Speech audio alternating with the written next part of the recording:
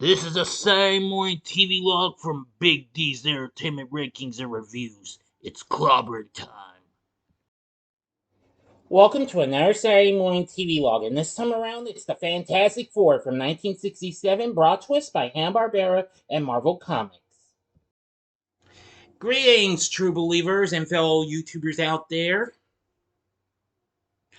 I'm to all the Big D to you. This is Big D's Entertainment Rankings and Reviews. So this week's Saturday Morning TVLog is the first animated series with Marvel Comics' first family of superheroes, the Fantastic Four. Produced by Hanna-Barbera during one of their busiest years in 1967. The show premiered on ABC in September of 1967 and lasted for 20 big episodes. Let me see that.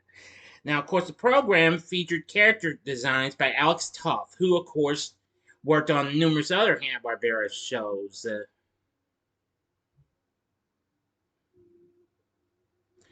Now, of course, the plot, focuses on the main team battling various characters from the comics, including some of their well-known foes, including Diablo, the Mole Man, and, of course, Doctor Doom.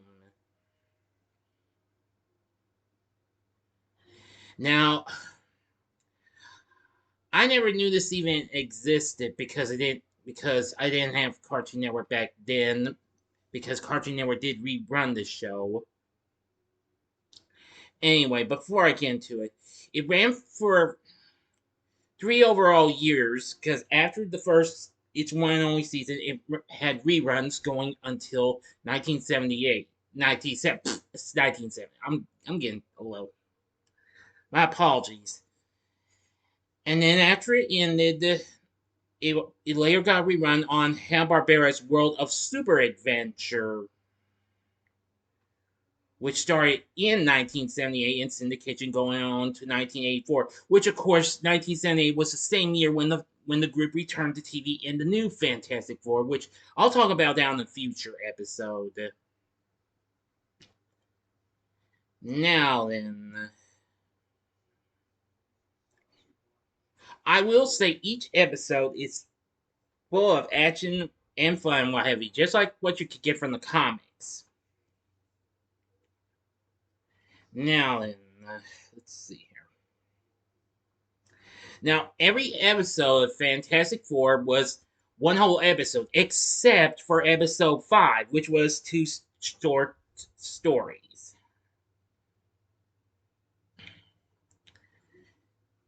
Yes. Now, I actually do think this show is very exciting and what have you. I also like its theme music, which was composed by Ted Nichols. Yes, Ted Nichols actually composed the score, not Hoyt Curtin, who mostly did various other Hanna-Barbera tunes.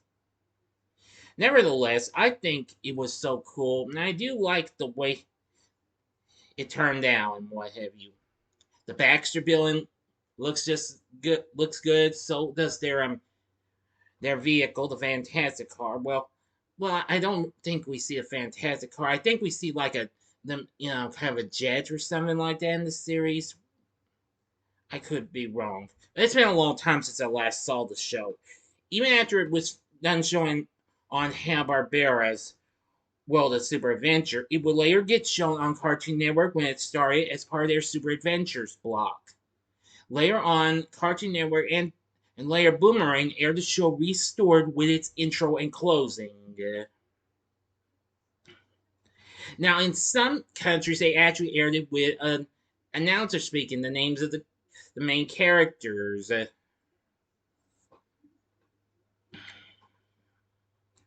Now, this show has never been released on physical media due to the ownership being split between both Hanna-Barbera, which is at Warner Bros., and Marvel Comics, which is licensed at Disney. And there's never been an official release, not even on video cassette. And it's not available on any streaming service, unless you can find it on maybe, I don't know.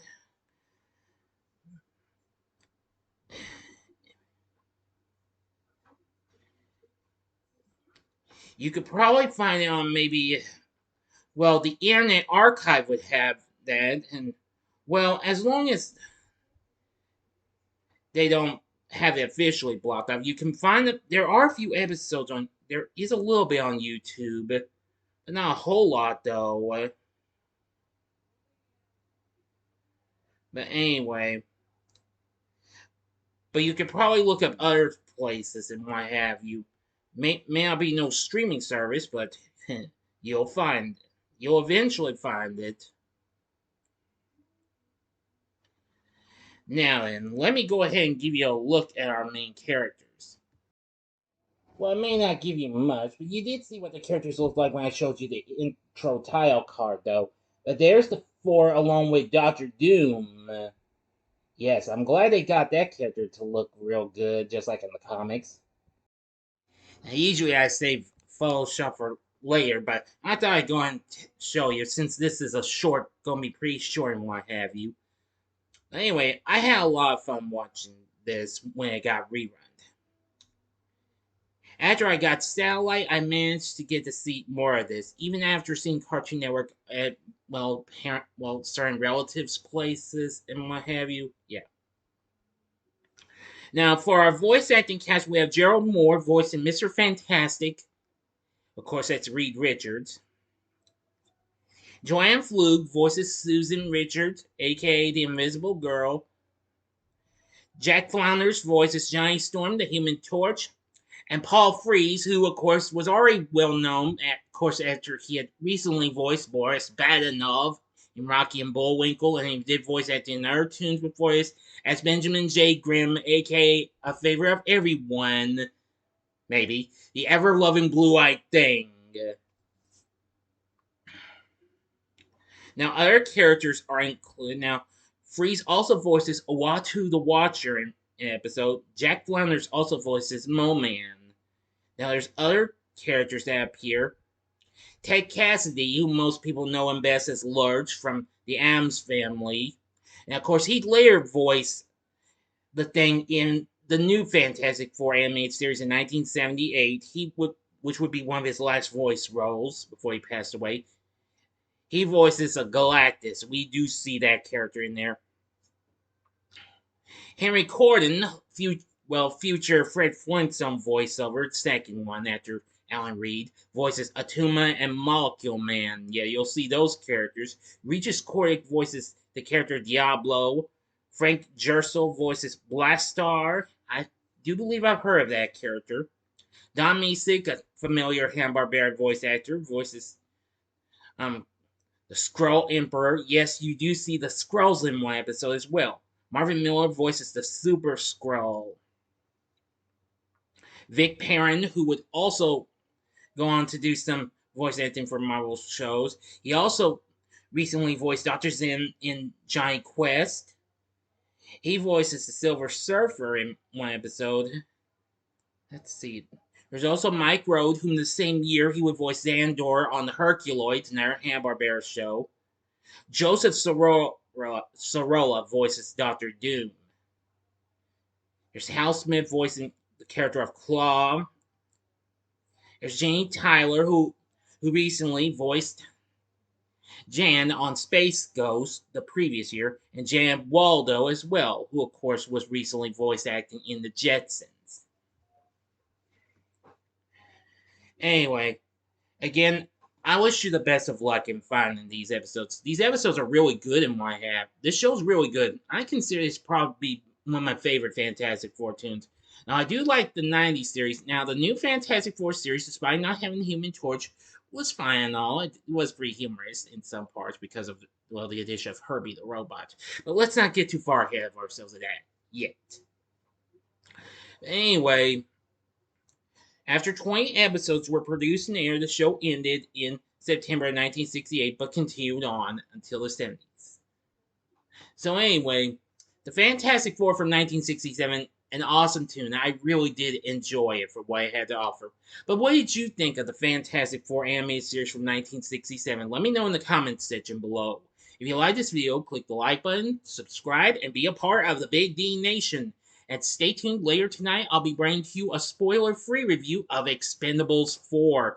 Yes, now this is kind of where I'm going to give an announcement. Now, I was going to review the slasher film Pieces today, but despite I've got Expendables 4 on the way, I'm going to reschedule Pieces for next month for Spectacular October, so I humbly apologize for that.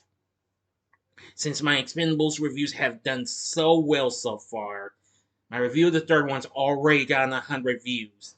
But anyway, again, let me know what you thought about the Fantastic 467 in the comment section. Alright, now if you like this video, consider checking out these other superhero tunes from Hanna-Barbera that came out the same year this did. In the upper left-hand corner is my review of Birdman and the Galaxy Trio. Or go to the upper right-hand corner and see my review, my Saturday Morning TVLog for the Herculoids. Or if you'd like another Marvel show, go to the bottom left-hand corner and see the Saturday Morning TVLog I did on the original Spider-Man animated series, which happened to premiere on the same network for the Fantastic Four premiered the same year in 1967. And the bottom right-hand corner is the button you can click to subscribe. If you like rankings and reviews on movies, TV, music, video games, etc., as well as the Saturday Morning TVLog, then I'm your guy. Thanks for watching, and next week's Saturday Morning TVLog is Galaxy High School. So until next time, I'm the Big D saying, see ya.